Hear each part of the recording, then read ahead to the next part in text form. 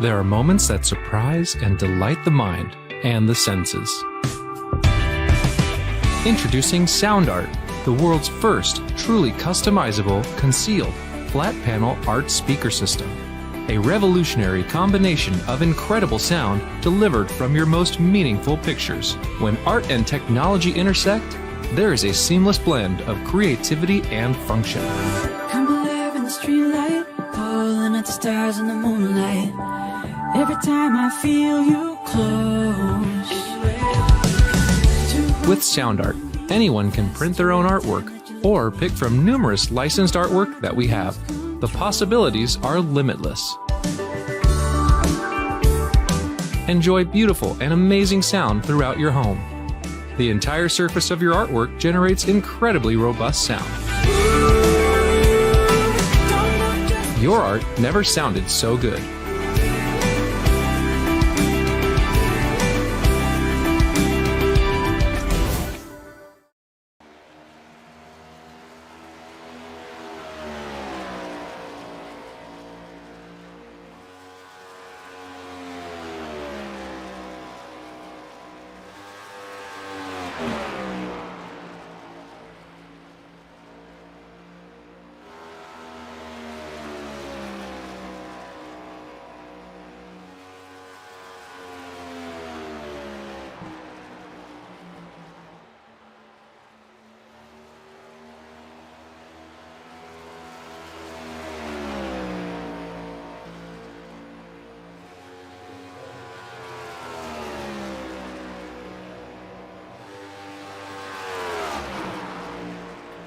And welcome back once again to more iRacing Stock Car Association here for round number 8 of the Tucson Sound Art Cup Series here at Sparta, Kentucky, at the Kentucky Speedway. My name is Lola Bempo. I've got Alfonso Nixon beside me in the broadcast booth with Rob Melnick down behind the cameras for tonight's presentation for 200 miles and 134 laps. So it's a mile and a half that we're not used to seeing on the schedules anymore, Al. It's a track that, of course, has not been used, I believe, since about 2017, but boy, is it ever a track that can still have some great racing, as we saw just on this past Thursday night, and we're hoping that it'll be the same here on Saturday night without so many of the cautions in those opening stages.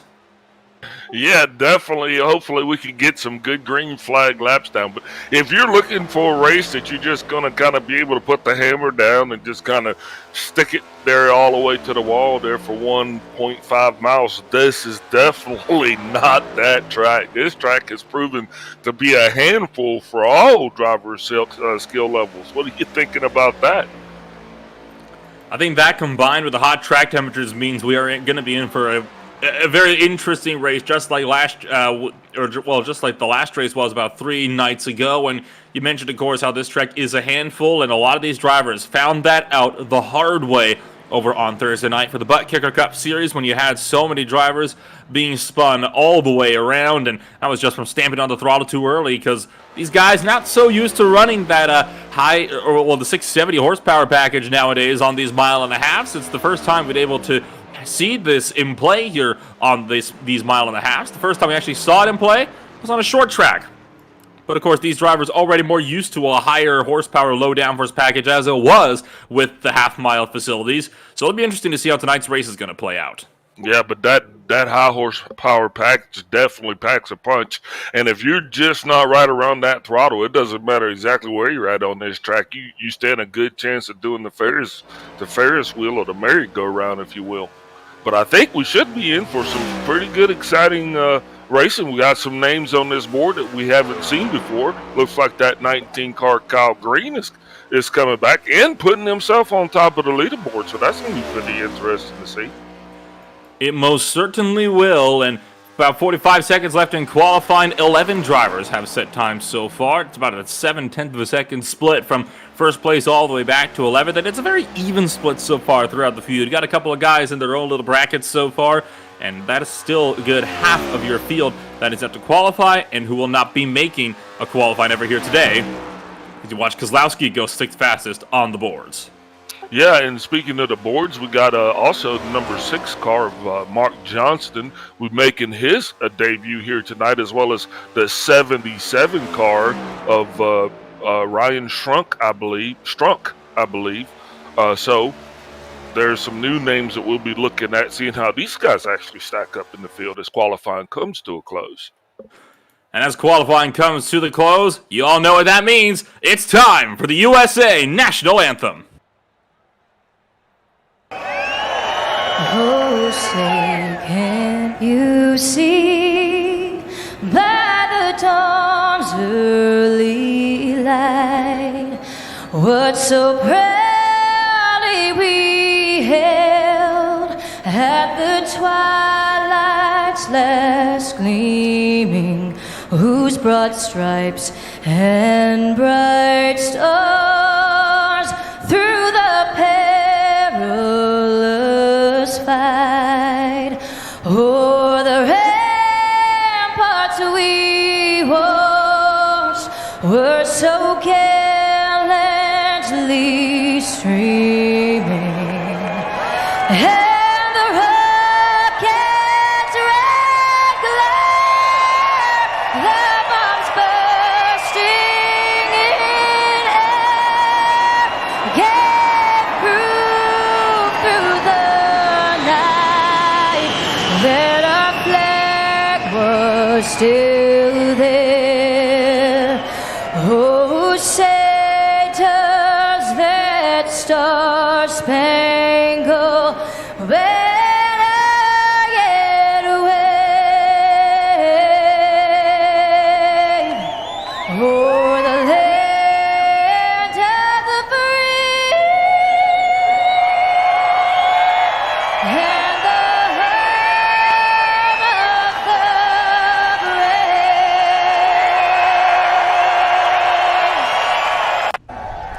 brave. Race fans, it is time for those most famous words in motorsports.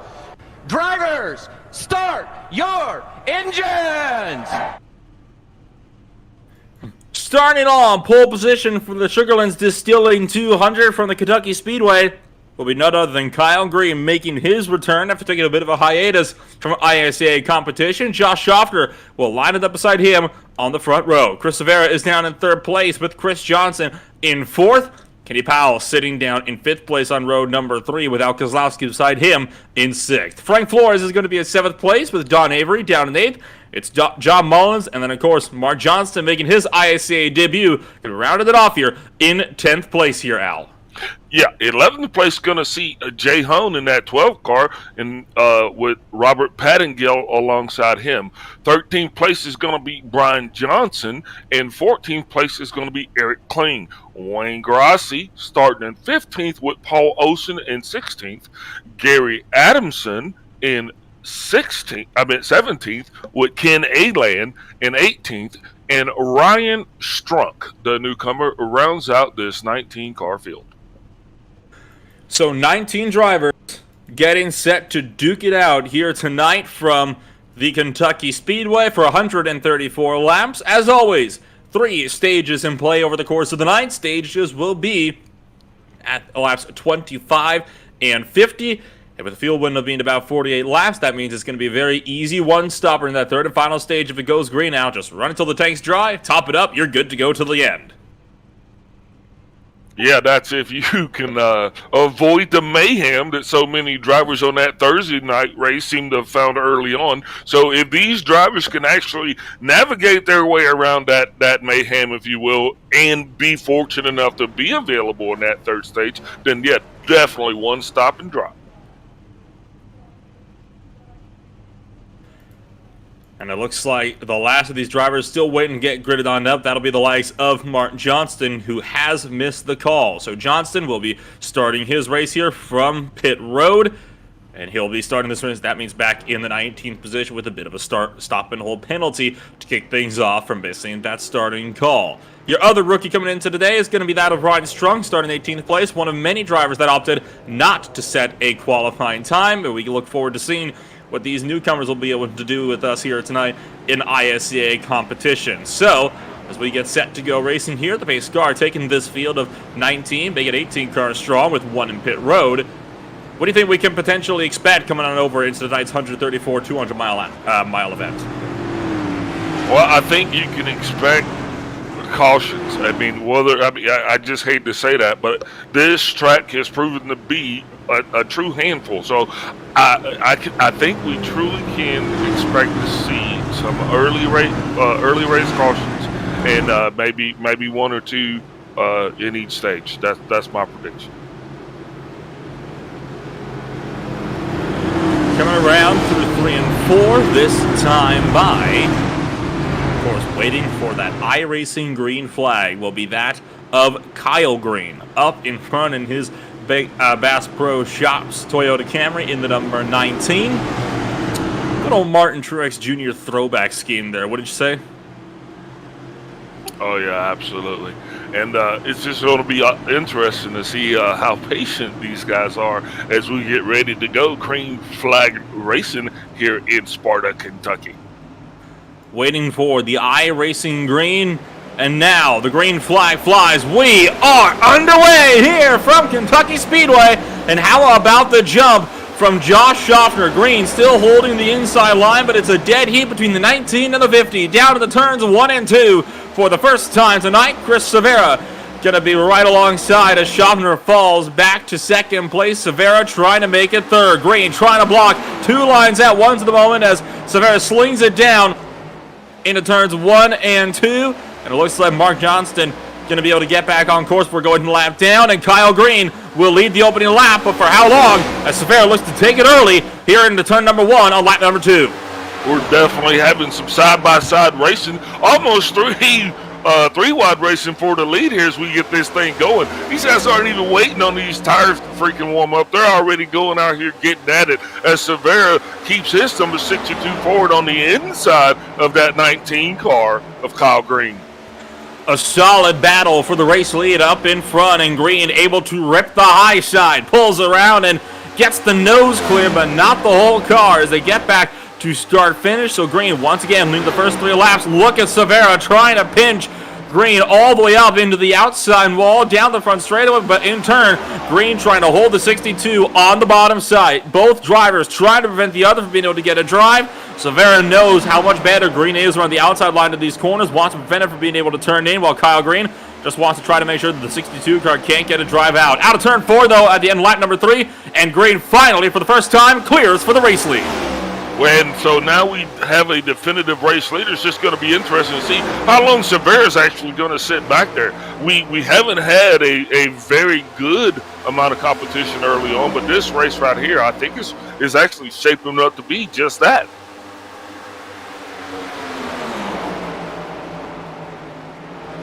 Oh, and tire smoke from Severa, sliding it out as Schaffner out the inside, Green to the race lead. Kyle Green missed the corner in 3 and 4, just as Severa started to slide it out. So Josh Schaffner goes to the point, down the front straightaway, and on lap number 5, it looks like we'll have our first official lead change on the night. As Josh Schaffner is going to clear for the race lead, but already look at Green with the crossover, trying to cut back into turn number 3. Not going to happen, though, this time by. Schaffner is clear. That's going to leave Green hung out a little bit on that outside groove, but he's still going to try to use every little inch of that outside line to try to get a strong momentum down this front straightaway, and now closing back up to the to the diffuser, the number 50 car, down to the turn number 1. And so far, that Bass Pro Shops and Tracker Boats number 19 is holding strong in P2. Yeah, but Severa's going to be right in his back door, not even wanting to give him an inch. So Schaffner has the lead right now, but I don't think Kyle Green is going to let Schaffner keep the lead and run away with this. And I don't think Severa is. Chris Severa hard into the outside wall. And caution is out. A big crash for Chris Severa. And I tell you what, Kyle Green, thank his lucky stars, he was nearly cleaned out by that incident. And Chris Johnson can do the same. Got to get a look on board the 48 if he can through this one. And this was self-inflicted just by himself. Had the air taken off the nose and just overcorrected head on into the outside wall. Everyone misses him, though. Kyle Green probably had a bit of a heart attack, though, because Severa, up to that point, was alongside for position, so close to getting cleaned out. And same story for Chris Johnson, who really had nowhere to go in behind, was already committed to his line. He just had to hope that Severa slid back down to the bottom, and that he did. And hang on here as we watch on board with Chris Johnson, and this is going to be quite the view.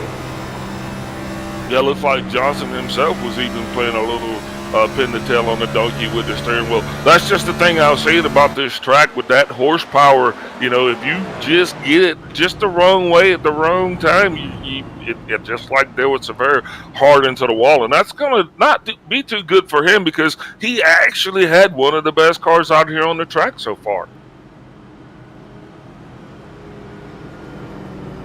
Under caution for the first time tonight from the Kentucky Speedway.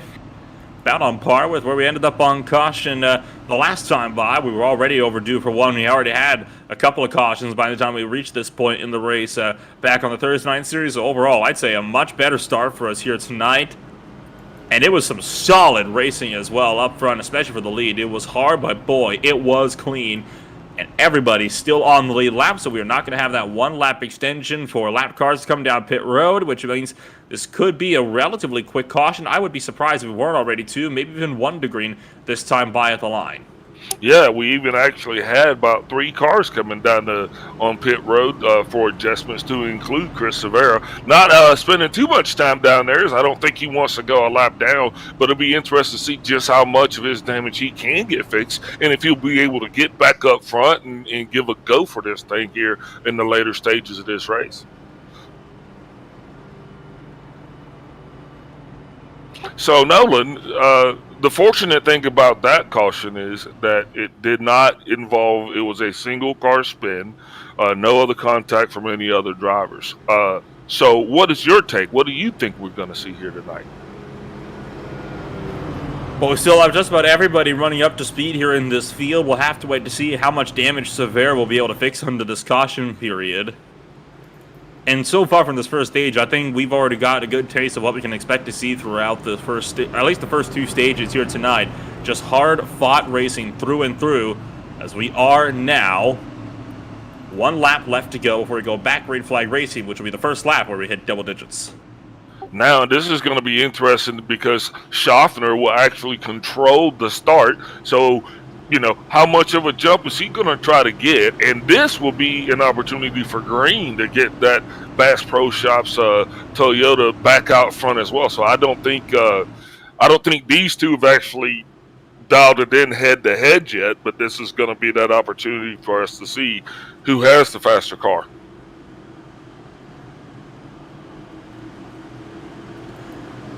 Three very, very competitive drivers up in front. Schaffner, Green, and Johnson.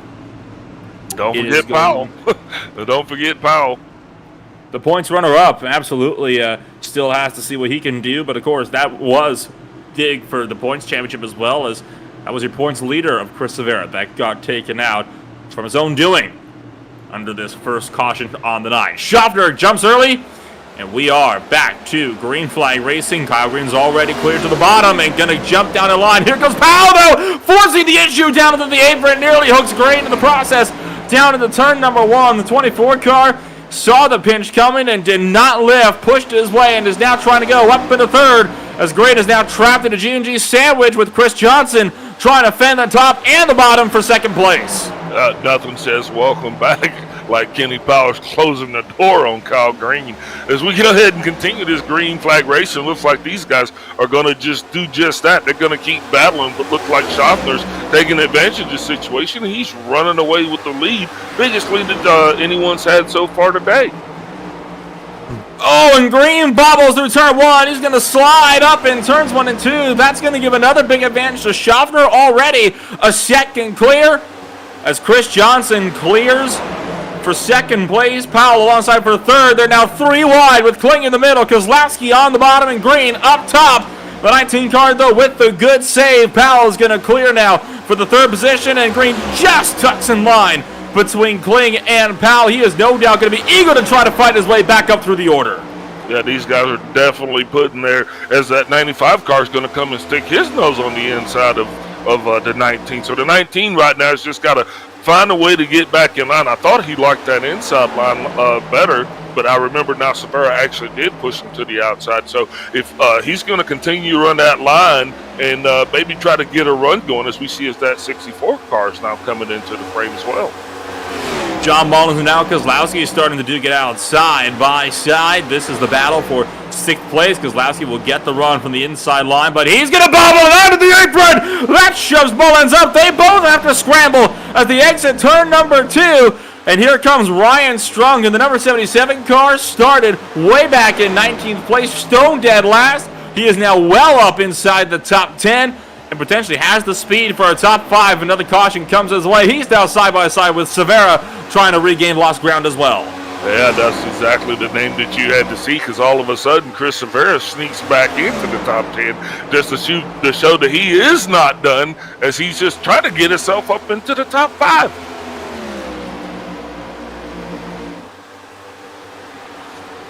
I tell you what, this is some very, very solid racing out there at the moment for a lot of these drivers. It is a good run.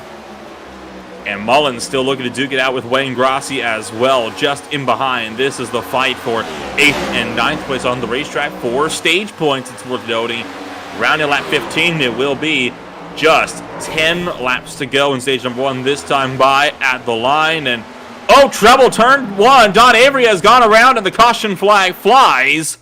And I think this one might have been with a little bit of help coming down into turn number 1. And in fact, it was, I think, Gary Adamson getting into Don Avery. And I wonder, did Avery come up across the line there? 3 wide on the bottom. And oh, he did. Avery just comes up across Adamson. And Pat goes just an innocent bystander there. Yeah, Avery definitely was not clear as he came up on to those other 2 drivers. A very unfortunate event, but you know that's what's going to happen. Looks like that's going to be the second caution that we're going to have here, as we're still trying to get this first stage in the books.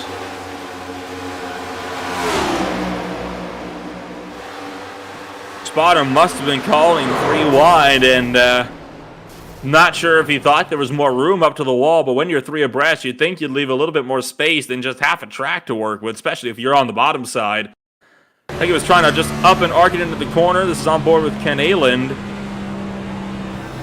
Yeah, I think that's exactly. I think he was just looking for a little bit of real estate that wasn't there. But fortunately, it didn't look like Gary Adamson took too much damage, and hopefully that 77 car was actually able to drive right through as well. So we'll be interested to see how that looks. But I don't think that caused too much damage on those cars.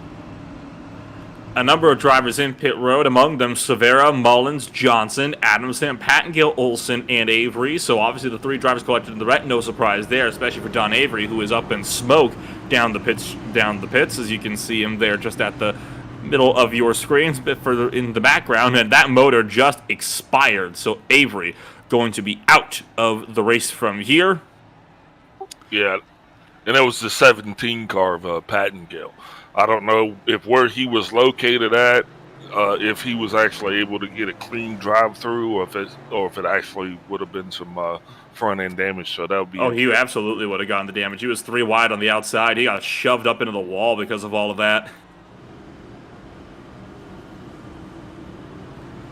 It's unfortunate for Pattengill, just an innocent bystander in that deal. I mean, nothing you could really do. Just hold on. All of a sudden, you don't even know the record underneath you. All of a sudden, you're just going to have 2 cars turned across your nose there. Yeah, Adamson didn't seem to lift any, so I guess he just continued on his merry way.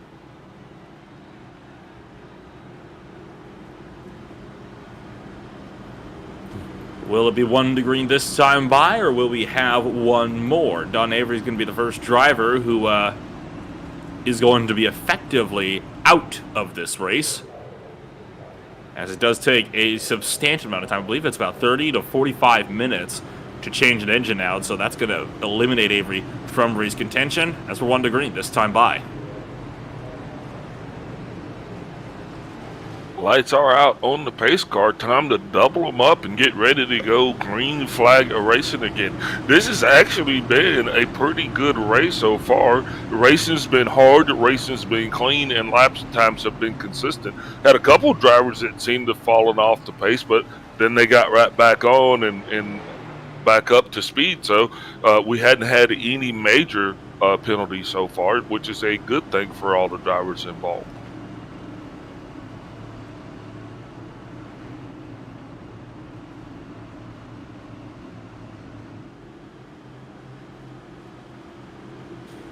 So coming down the back straightaway, drivers doubled up and ready to go. We will have 7 laps left to go in stage number 1 when we take this thing back to green, ending at the end of lap number 25. Everybody's still on the lead lap, save for Don Avery, who is marked as a retirement now of this race. And so far, majority of drivers in this field still have clean cars as well. So pace car is going to come out of turn number 4, and we'll make that turn down into pit road.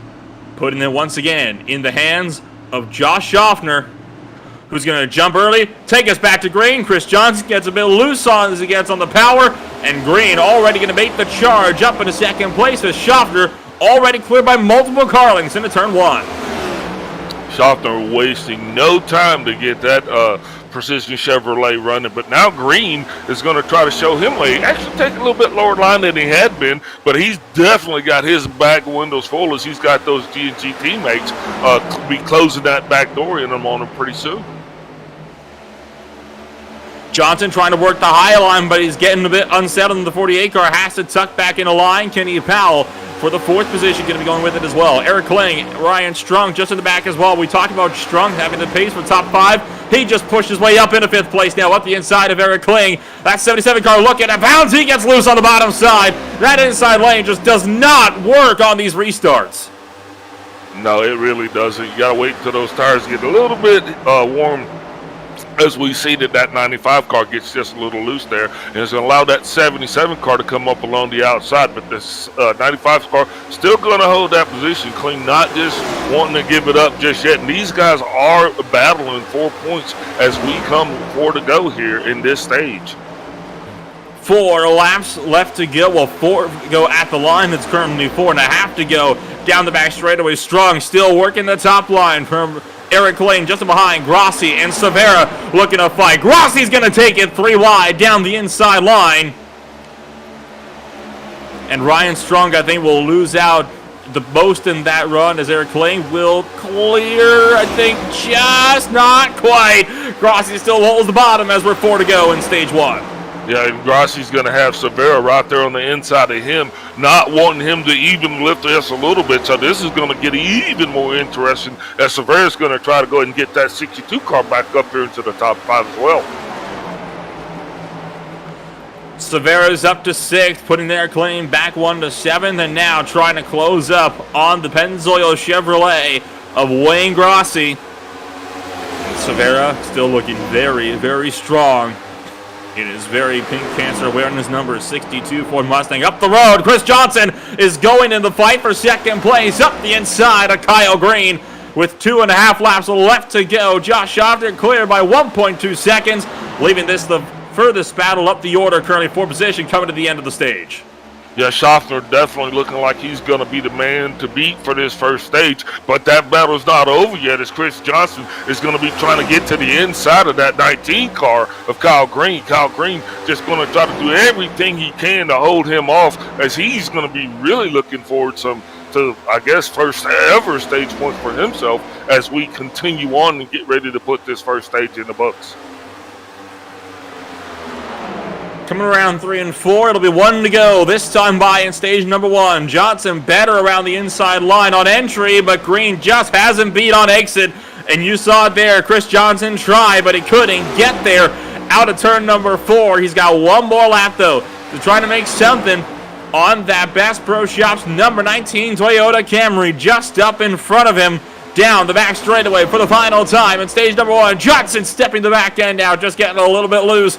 Out of turn number 2, down into turn 3 now. Can Johnson have a run? Outside line, thought about the bumper, but couldn't get there. Schaffner out of 4 will win the opening stage and Kyle Green hangs on for second.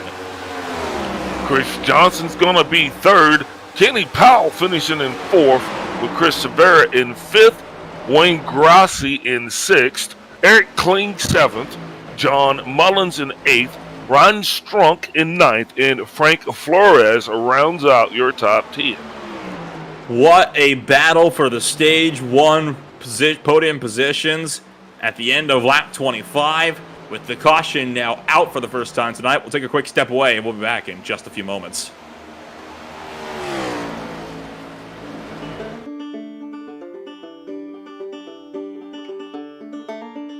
Getting into this particular business, it was very important for us to make sure that we were putting out the most authentic product.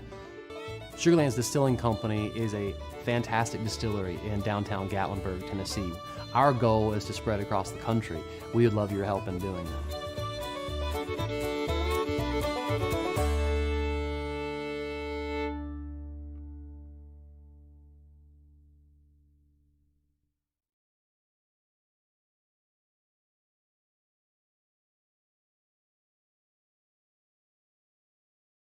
Butt Kicker.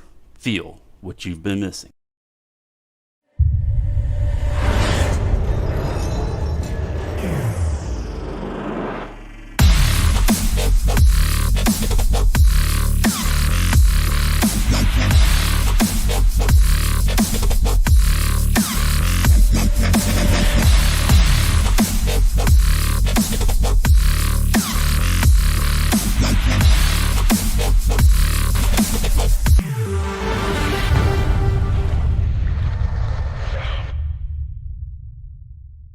Get yours today at thebuttkicker.com and be sure to use our 20% discount promo code ISCA20.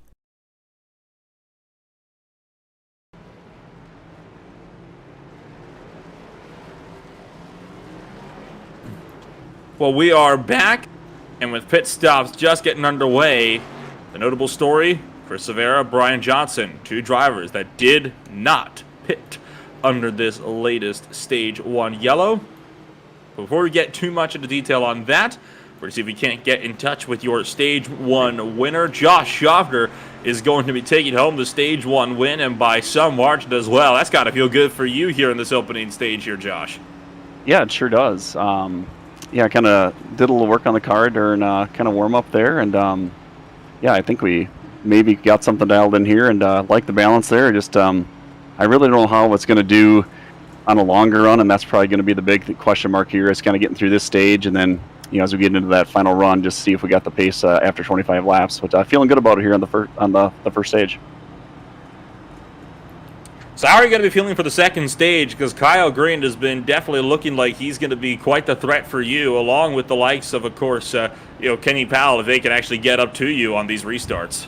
Yeah, I think Kyle might have made a mistake there on pit road. I think he accidentally only took 2 tires or fuel only. I think he just went back down. So, so actually maybe he's still back there. I'm not sure, but yeah, he's been pretty fast there. And my big thing is I'm just going to push hard here against the guys on old tires.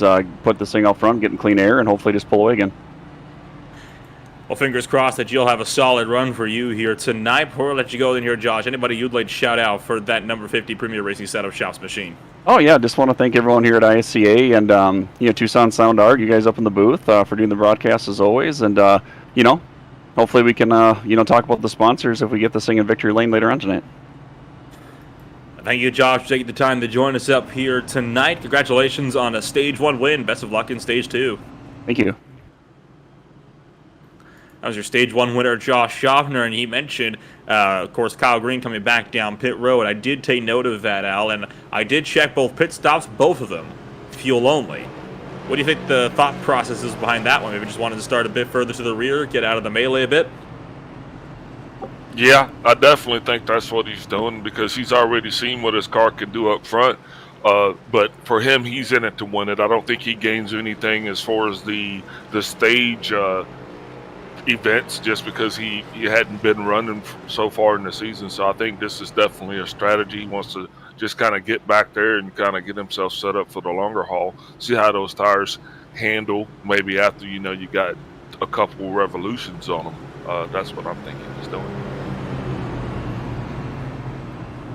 So the running order at the end of the stage 1 yellow was Schaffner, Green, Johnson, Powell, Severa, Grassi, Kling, Mullins, Strunk, and Flores rounded out the top 10.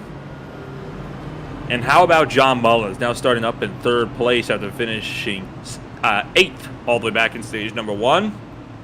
So Mullins definitely on a bit of a different pit strategy.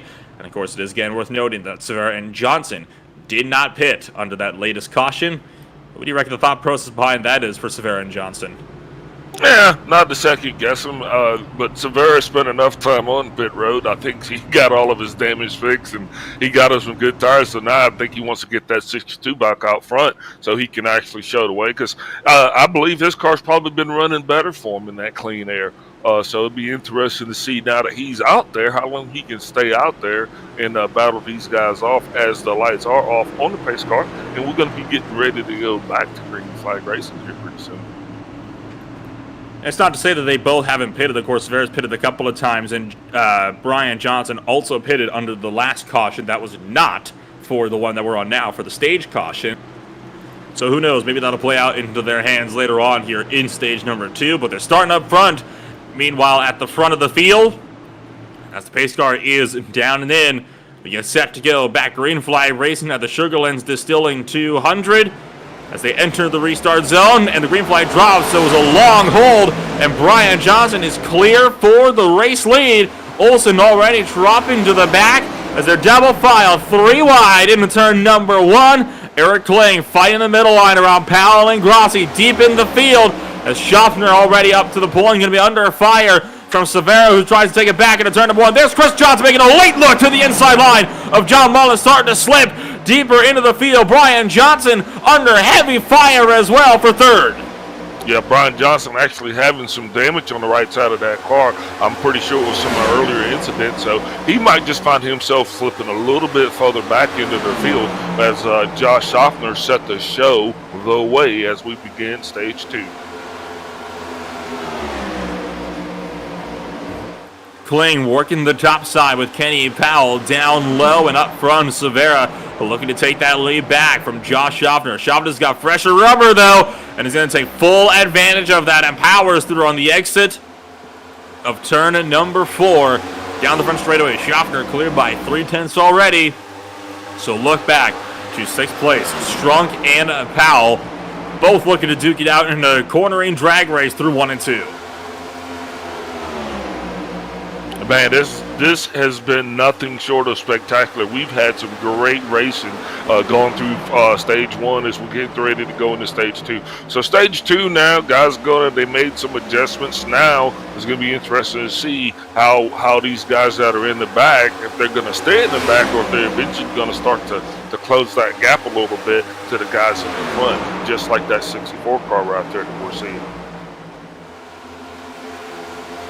I'm very impressed so far with the race we've been seeing over the course of the night. It has been hard, but for the most part, it has been clean. Powell tucks in line behind Ryan Strong as John Mullins continues to slip down in 4th place, and he misses turns 3 and 4. That could give Kenny Powell the run. Strong, though, trying to work the outside as well, putting Strong and Powell side by side down the front straightaway and into turn number 1. The 24 car continuing to hold Strong, with Strong working the top side, the 77 car. Oh, gonna get loose! Look out! Up into the outside wall goes Strong, and that's gonna cause everybody to scramble in behind, and looks like it'll be no caution. We're gonna keep it green, but a very close call, and now a lot of damage for the Kathy Maloney number 77 Chevrolet.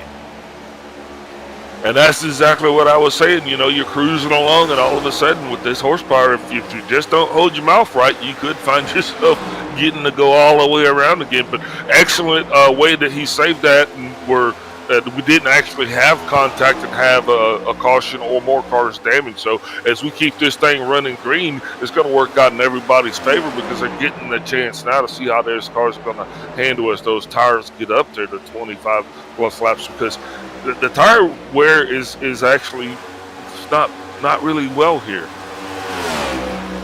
It really is not. Kentucky is notorious for being a destroyer of tires. And we'll definitely be seeing that come into play a little bit deeper into stage number 3. as Powell clears from John Mullins at 1 and 2. That was for the last spot inside the top 5. Everybody so far back to about 9th place is starting to slip into the natural order of things, and that's where you get the first true battle between Ken Aylin and Jay Hone, which is starting to look a little bit tighter. Yeah, it's good to see Jay Hone in the top 10, right there with Wayne Grossi. These guys both, we talk about them every week. They don't have the best luck.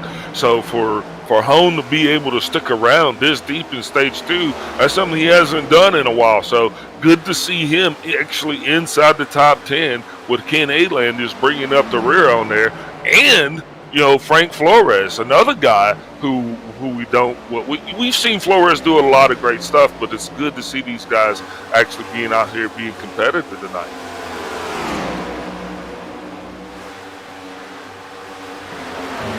Hone, Aylin, Flores, all in battle for the last spot inside the top 10, as well as 9th. It's 9th, 10th, 11th currently that you're seeing duking it out at the moment on course. And Flores up the inside of one Ken Aylin into turn number 3. Will this be enough to potentially get around the number 52? Actually it might. It looks like that will be enough. Flores clears from Ken Aylin's Hallmark Camry. And up the road as well, Kozlowski and Mullins kind of in a bit of a scrap for the 6th position. Kozlowski just now cleared for that 6th spot, but they were side by side for about a lap, and now loose out of turn 2 gives an opportunity for Grossi to start to work his way a bit further up the order. And that's exactly what Grossi's going to do. He's going to drive that number 7 Penske car right on the inside of the 64 car of John Mullins. He's been working, slowly tracking this guy down. Now he's right there. He's got him on his radar, and he's just going to keep pushing him along to the outside and go ahead and try to move on up in there and take that 7th position.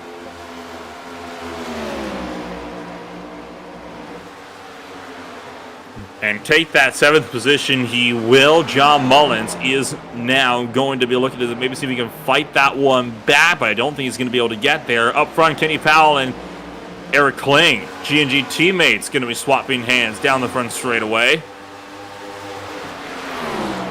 Powell just had a better run on Kling out of 4, and he took that one easily on the inside of the tri-oval coming down into turn number 1. And still got battles further back as well as Ken Aylin is starting to slip. Ryan Strong, Flores both getting past the number 52 Toyota Camry, who I think might have had a bit of a moment coming around through the front straightaway.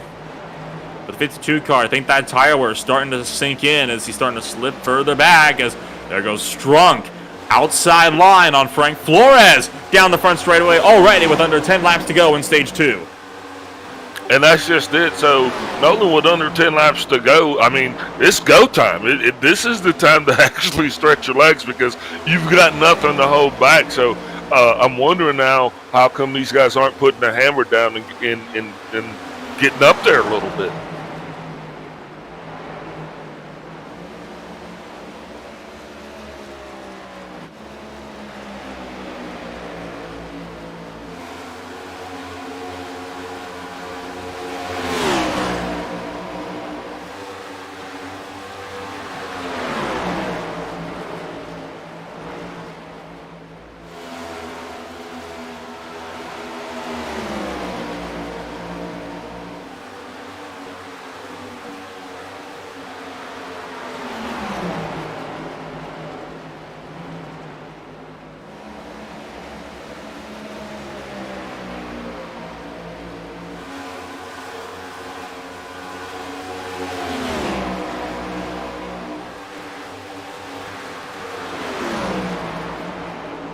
You know, it's interesting to see how far back Kyle Green actually is.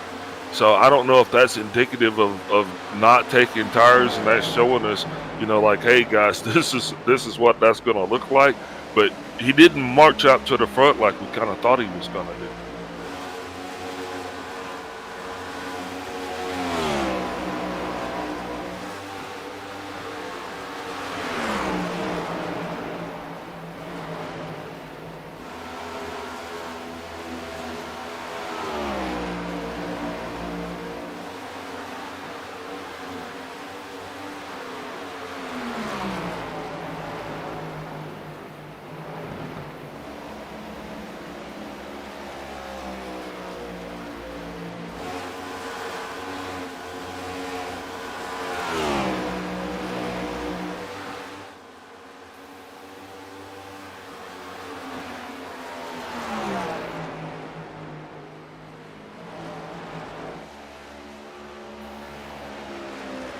So looks like we are with just 3 to go in the end of this second stage. Josh Schaffner is actually showing the way. He looks like he's built up almost a second lead on Chris Johnson, who's going to be followed in third place by Chris Severa. The biggest battle that we got right now on the racetrack is going to be that battle between those guys for those positions. Looks like Nolan's having some technical difficulties with his mic. He'll be back with us momentarily. 2 to go here, so that means a pit road is closed as we are getting ready to put stage 2 in the books. And so far, the biggest battle for positions, I think I got all that sorted, is for 9th place at the moment, with Ryan Strunk and Jay Hone duking it out for the 9th place at the moment inside the stage points.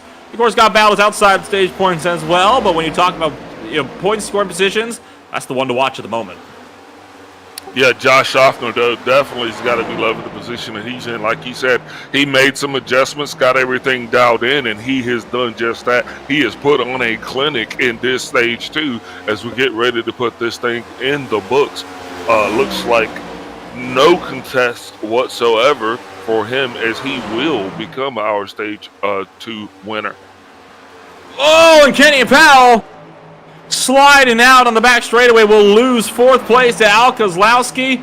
Thought he was going to win it, but just kept it together. So Schaffner wins with Johnson 2nd, Severa 3rd. Kozlowski will be 4th with Powell in 5th. Eric Lane will be 6th. Rossi's got no pressure for 7th. It'll be Mullins, Strunk, and Hone to round out the top 10 from stage number 2 as the caution flies.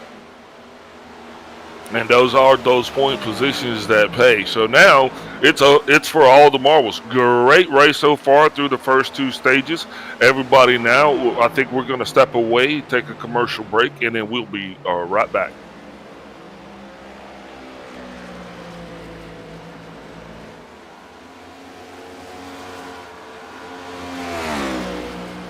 There are moments that surprise and delight the mind and the senses.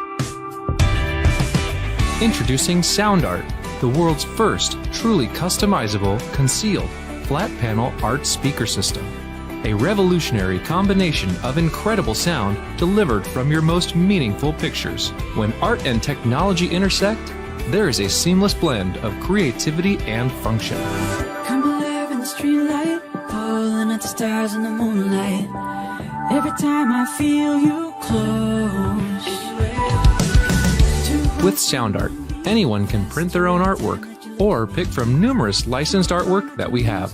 The possibilities are limitless. Enjoy beautiful and amazing sound throughout your home. The entire surface of your artwork generates incredibly robust sound. Your art never sounded so good.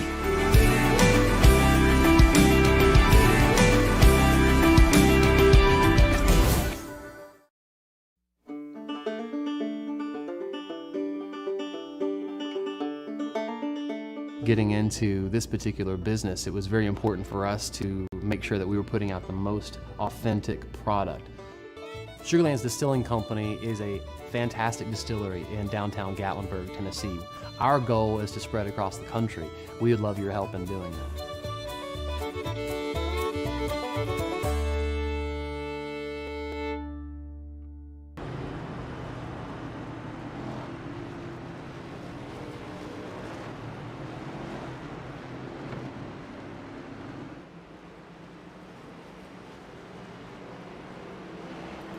Back again at the Kentucky Speedway, where all 18 drivers are still on the lead lap.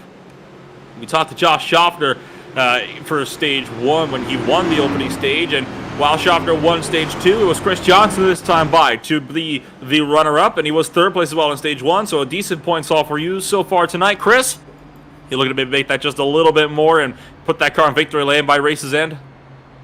Well, we'll see. You know, it just depends. Racing through traffic really upsets my car, and, you know, once I get through traffic, I just don't seem to have anything for Josh, you know, in that fresh air. So, you know, we'll see what we do in this final stage, see if we can get him. Schaffner seems to have been very, very solid so far off of these restarts, and Severa definitely looking like one of the more aggressive drivers up there in the top 5 for the time being. Do you think he might have a say or two in how that battle could play out for the win? Oh, you know it. Chris is always going to be up here. You know, he's thorn in my side, but you know, we'll see what we can do in this final stage, and you know, see if we can pull off a win today. And when we talk about the pit strategies, of course, the fuel is going to be a big talking point, but also the tires, as this is a track kind of notorious for chewing up tires. What do you think is going to be more of the game for tonight? Will it be waiting on how the tire life plays out, or just running the tank dry? We'll see how the tire life. I know in Thursday's race, you know, the tire life wasn't really bad for me on my car. I just blew through the cones. But you know, we'll see. We'll see how the car. It's a little bit hotter in this this session, but you know, we'll see how the car reacts on a long run. And before I let you go, then here, Chris, anybody you'd like to shout out for that GNG number 48? Of course, Tucson Sound Art, Southern Spiral Pipe, G&G, and of course y'all up in the booth. And thank you, Chris, for taking the time to join us here tonight, and best of luck in this third and final stage. Thank you. Well, this time around now, no miscommunications between us and him. The volume must be a little bit lower under these caution periods. Yeah, absolutely. It's good to always talk to Chris D. Johnson, as he is actually doing pretty good tonight. He's got that gas and go Chevy up front, which is where those guys want to be. It's gonna be interesting though. I always say that's my catchphrase, because as we get ready to go into this third phase, you know, how tire wear does play. Are guys going to burn them up? Are you going to ride it out? And so, yeah, we're getting ready to have ourselves some pretty interesting racing. It's Schaffner, Johnson, Severa, Kozlowski, Powell, Mullins for the first 3 rows. That was, of course, after pit stops cycle through. Olsen has been kind of coming back up and down pit road so far, just about every single time through, and I have to wonder if he's just wanting to top up on fuel. Maybe he's got some kind of special strategy going. So we'll keep an eye out for that from Paul Olsen, as this feels double file, and we're ready to get going here once again here in the Sugarlands Distilling 200 from Kentucky. Yeah, always excited when we enter that third and final stage of racing, because, you know, just like the drivers feel, we feel like we're in the home stretch. This is where everyone all week, they've taken their notes, they've made their setup changes, and now this is where the rubber meets the road. This is where we're going to find out who studied the best and gained the most, as Josh Schaffner leads us to the green flag in stage 3 of the Sugarlands Sound Art 200. Back to green flag racing, and Josh Schaffner is clear by 2 car lengths. Look at Severa already being that thorn in Chris Johnson's side, weaving left, right, and center, trying to fill the mirrors of the number 48 down in the turn number 2. Powell stepping it out just a touch behind, and that was in the run to try to catch up to John Mullins for 4th. Well, John Mullins is now side by side with Al Kozlowski for the 3rd and 4th positions. And Schaffner so far has not gotten the best of launches that he might have liked this time by, as Chris Johnson has already caught the number 50 car and is going to look to the inside line. Chris Johnson going to go up the bottom and try to pull through. And Chris Johnson side by side for the race lead through 1 and 2. Oh, yeah, he's side by side, but Schaffner's not going to let it go. I'm telling you, the importance of that clean air is something that Josh isn't going to be willing to let go, not without a fight. And Severa also understands that. So he's going to be laying in wait, just waiting on one of these two to make a mistake so he can get that 62 car back out in front in the good air as well. Go look now, but it looks like Kyle Green has found pace again. He is currently looking to duke it out with Wayne Grossi for the 7th position just in back, and Al Kozlowski really checked up through 1 and 2. Something happened to the number 88 car. I think it clipped the apron through turn 2. That checked him up, and now he's going to go 3 wide with Green up top and Grossi down low, and looks like Grossi will take that spot as Kozlowski backs up from the middle line. Kyle Green still looking to duke it out with Wayne Grossi. He'll now get around him for that 6th position on the racetrack, looking to close in for the top 5 and once again contend for a race win. Yeah, I don't think Kyle Green was expecting it to go 3 wide right there. As he was a little leery, as well as Grassi. It just was a little bit of a bobble there by Kozlowski, like you said. But as we continue to go, Josh Schaffner is still leading the way on this thing. Kenny Powell also looking to duke it out with John Mullins. That's for 4th place, just up the road from Green. And Powell holding the outside line. Got a solid run, and he's now going to try to work his way on the outside of that number 64 Ram Chevrolet. And looks like Powell will be able to take away that 4th position for the time being. And now Kyle Green is right in the thick of things as well. He'll most likely try to follow Powell through from the top side. That outside line is where Green has been fastest all day long, but Mullins looks to chop off the run, and that's going to cause Green to have to back out and maybe rethink that strategy and try to get another lap. Oh yeah, all he's going to do is cross over. He has actually got the faster of the 2 cars as I've been sitting there watching, so he might get held up a little bit, but he is going to get the run around Mullins, and he is actually going to go ahead and charge. Now, the best person is actually this benefiting from this is Powell, because that's allowing him to get those precious tenths of a second between him and Green before Green's knocking on his door again. Oh, and Green's into the outside wall, pushing too hard through turn 4. That's going to give the 19 damage on the right front. Grassi is going to take full advantage of that and try to battle back for 6th place as Green wobbles big time through turns 1 and 2, and I think Green just pushed that one a bit too hard. It didn't give the car time enough to settle. So Green's going to be falling back now and might even lose pace here. This right now, Kozlowski, if he doesn't get back on the throttle and try to regain that lost time. Yeah, absolutely. He just got all kinds of discombobulated there 2 times in a row, and you just can't afford to do that on this track without losing a valuable position. So Powell actually now has got that position running a little bit on that 64 car, but Grassi now finding himself back up in the mix as he was actually able to battle out with Kyle Green and stay clear. But just now, here comes Kozlowski as he's going to try to make a move to the inside of Kyle Green for fighting that battle for looking like it's going to be that 7th position. Adamson and Kling duking it out for P9 and 10, just in behind Kozlowski in his fight for 7th place. And now Adamson slipping back as Flores trying to fight his way back up into a top 10 fighting position.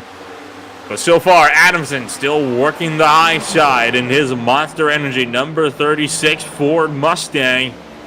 And Adamson will be through now into the 4th position. It's a bit of an interesting car that Adamson has, right? It's got a big face full of a sponsor with Monster Energy CrowdStrike on the hood, but interesting enough, no car number posted anywhere on that machine, but he is being scored as the number 36, and he is now clear of Flores, trying to run down Kling. Now the numbers on that car, they just so purple that we can't see them, because I was wondering the same thing myself, as Kozlowski is actually still doing battle with Kyle Green. They're definitely not letting it go right there for fighting for that 8th position now. 7th position, 7th and 8th. Oh my. Kozlowski's not going to be afraid to give Kyle Green the bumper. I just want to let you know that these 2 are just going to battle it out like it's going to be the last lap. That's just where it is. So 2 of the more aggressive drivers you can find out there, and you saw Green chopping right across Kozlowski with about a foot to spare, and now Kozlowski not letting Green turn in as much as he might need to get that outside line working. The 88 car and the 19 both looking to battle hard with each other, neither driver giving each other an inch to work with. And Kling going up top now, seeing who he wants to try to follow through of all of this. Kind of all gets thrown down the drain, but I think Kozlowski will take that position away, this time by down turn number 1 and 2 into the back straightaway. Kyle Green going to have to sacrifice the 7th position and tuck in line for 8th. I think he's starting to realize he's just burning his stuff up fighting like this. He can't afford to do that, not with how abrasive a racetrack Kentucky can be. Yeah, and I still having some 13 laps to go before, we're actually into that pit window, I guess. But it's about saving tires at this point. The fuel's already calculated. The tires is going to be the issue. Kling banging doors with Kyle Green not once, but twice. Once entering turn 1, and the second time coming out of turn number 2, down the back straightaway. So Kling looking to duke it out just as hard here with Kyle Green as it's getting physical out there now on the racetrack. And once again, Kling this time leaving Green with a bit of space to work with, as all the while Jay Hone has come down pit road. He's already a lap down, so this was some time ago. He does have damage. I think he hit the wall and had to come down to pit road to fix all of that damage. And all of this while Mullins and Grossi now look to try to duke it out just up the road. This is for the last spot inside the top 5. Yeah, Grossi and Mullins have been actually going back at it for quite a while here. And Grossi now just getting the momentum that he needs to actually get that 7 car past Mullins. I think Mullins is suffering from a little bit of degradation in tire wear, but Grossi looks like he's just been running consistent laps and just staying right there, trying to keep himself in the mix of things.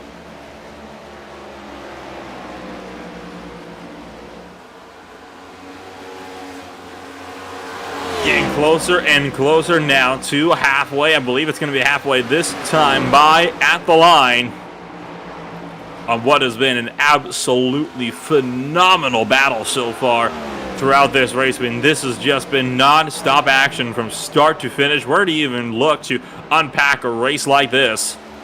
That's Severa still hanging around 3/10 off from Josh Schaffner and looking to try to close in the gap. It is worth noting that at the moment in the Tucson Sounder Cup Series, it is the likes of Chris Severa leading the way for Kenny Powell by 53 points. And the way it sits right now, Severa is looking to extend that lead. Yeah, that's awesome. As we're actually continuing to put laps in this thing, we're going to get closer and closer to that pit window. So I don't think we've even begun to see the type of racing that we got in store for us, because surely this thing is going to it's going to shake itself out. It's not going to stay like this. Right now, drivers are just trying to conserve and stay in line, but it's going to come to that point in time where teams are going to kind of move up and get this thing moving.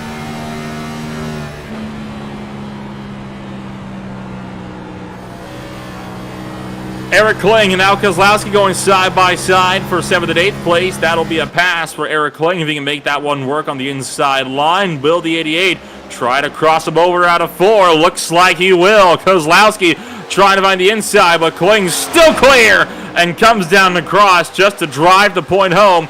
That's not going to stop Aldo from looking up the inside line in a 1, but Kling, he's still going to be well and truly clear with that 7th position on the racetrack. Don't forget, you've also got Grossi and Mullins still tight and close behind each other on the racetrack. They're just about a 1/10 separated, with Mullins up top, Grossi on the bottom. Both of these drivers trying to duke it out for what is still that last spot inside the top 5.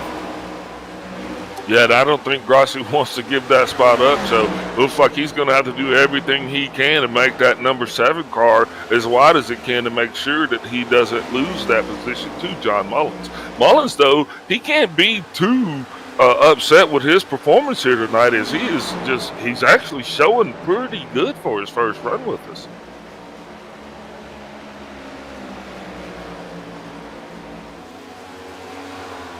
I mean, Ryan Strunk,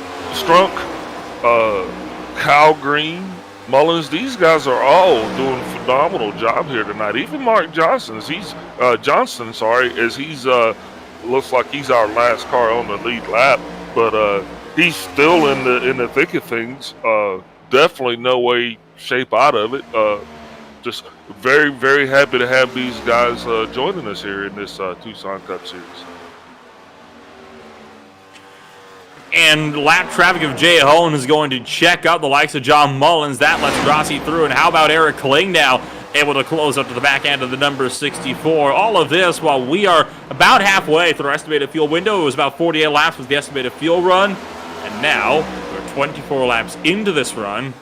And that is about a quarter of the way through stage number 3. Kling looking low on John Mullins. Can he get the spot done, though, as Mullins still pushing wide out of the corner while Kling's already on the power.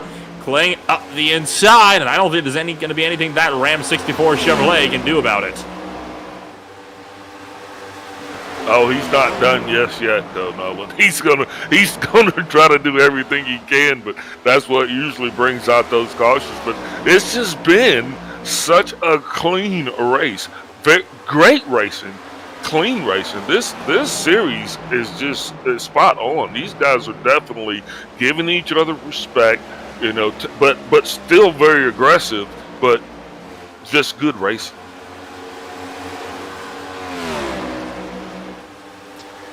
We talked about a little bit before this broadcast about how in many ways this Tucson Sounder Cup Series has almost exceeded the Butt Kicker Cup Series. Yes, it's newer, but the racing quality is usually so much higher in this Saturday Night Cup Series, and tonight has been no exception so far. Just look at how Stage 1 went in this race compared to the likes of Stage 1 in the Thursday race, and especially now that you still have a lot of cars still up to pace and able to battle with each other.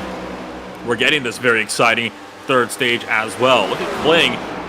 Looked high and then looked low on Wayne Grassi. Still looking low through 1 and 2, but getting cut off.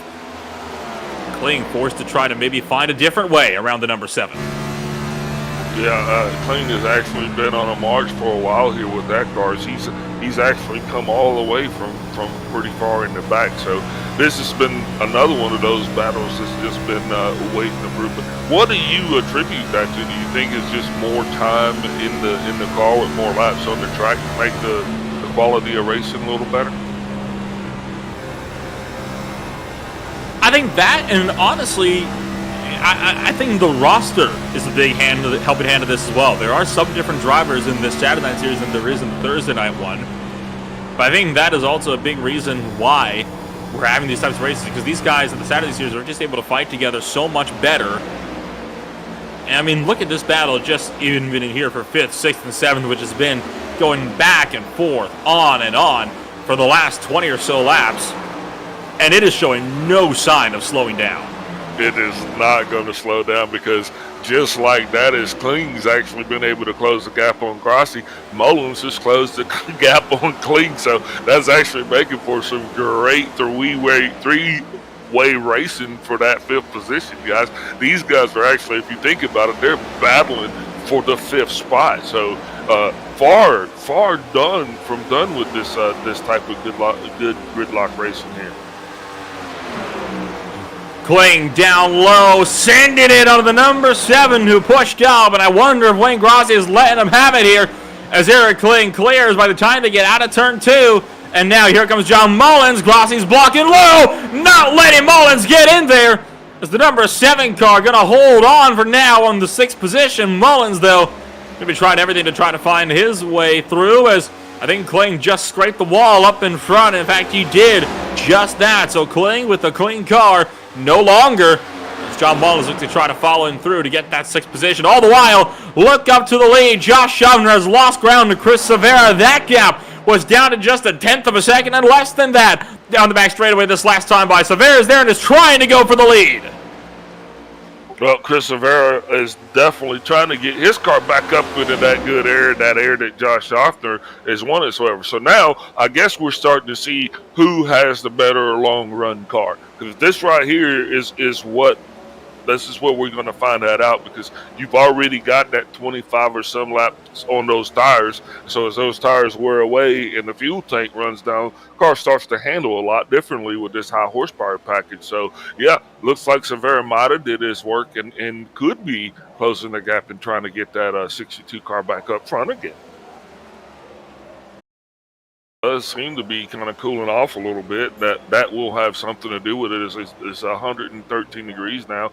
I think we started, it was like 116, I believe, was the highest it's been. So that will make a difference, because practice temps were around 112. So these guys, not only that, but as the temperature goes down, they're going to start to find that race rhythm. And I think after we get through with these green flag pit stops, if we can make it that far, we're going to actually see a lot more exciting racing on that last leg of this stage. Well, we've made it there for one of these drivers, as Kyle Green is already in pit road. And this was scheduled service, right? This is for his one and only pit stop under these green flag conditions. The estimated fuel window is about 48 laps. We have 46 laps left to go. So the way this sits, I believe Green will be good to make it to the end of this race, but he is staying in pit road for a long time, and I imagine that is to fix up a lot of the damage on that 19 car. While up front, Schaffner continues to duke it out with Severa for the race lead. Yeah, Green's still on pit road, so